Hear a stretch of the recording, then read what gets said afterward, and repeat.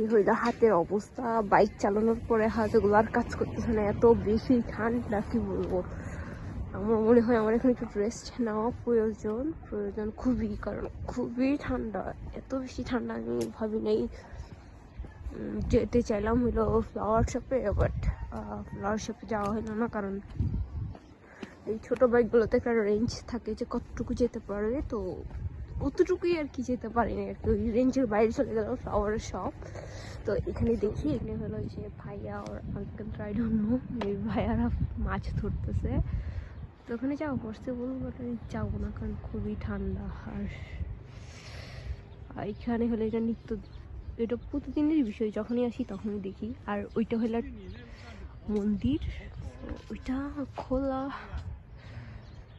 জানি না এটা খোলা নাকি বন্ধ, কারণ আমি যতবারই আসছি ততবারই রাত্রেবেলা প্লেসটা চলে পাথরে নামা যাবে। সো পাথরে হ্যাঁ পাথরে নামা যাবে।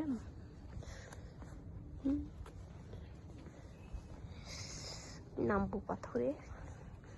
আজকে হলো যে পানি কমে গেছে, বাট এটা কিন্তু পানি এখানে পর্যন্ত থাকে, এখানে পানি থাকে। সো আমাদের ওখান থেকে দাঁড়ায় এখানে দেখতে হয়, বাট যখন পানি কমে যায় তখন যেখানে নামা যায়। সো ওই যে এই হলো যে এখানকার হলো যে ভিউ, এখানে হলো যে বসার জায়গা।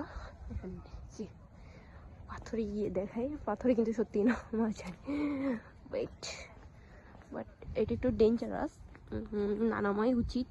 বাট আমি কখন কারোর কথা শুনি না কি, আমি নিজের কথাই শুনি খালি। Let's go. এই পাথরগুলো কিন্তু খুবই পিছলা, কারণ এখানে যেখানে পানি, এই যে পানি না, খুবই পিছলা। আমি যখন গতবার আসছিলাম তখন আমি এখান থেকে পড়ে যাচ্ছিলাম রীতিমতো, ভাগ্যক্রমে বেঁচে গেছি। তো এখানে মাছ ধরে, এখানে মাছ আছে, এই যে এই যে এই যে পিছলা পাথর।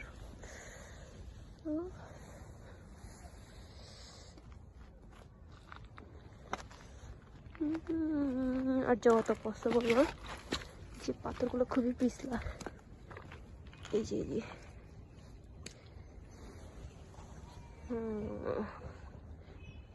এই হলো এখান থেকে একদম কাছ থেকে ভিউ। আর ওইটা হলো ব্রিজ। সন্ধ্যা হয়ে গেছে, এখন হলো যে ব্যাক করতে হবে, কারণ হলো যে সন্ধ্যা হয়ে গেছে দেখাই যাচ্ছে যে। তো এখন হলো যে ব্যাক করবো বলতে বাইরে যাব, বাট হলো যে ইউনিভার্সিটির দিকে চলে যাব, কারণ হলো যে সন্ধ্যাবেলা বাইক, রাতেরবেলা ঠান্ডা আরও বাড়বে, তো বাইক চালানো পসিবল না কোনোভাবেই।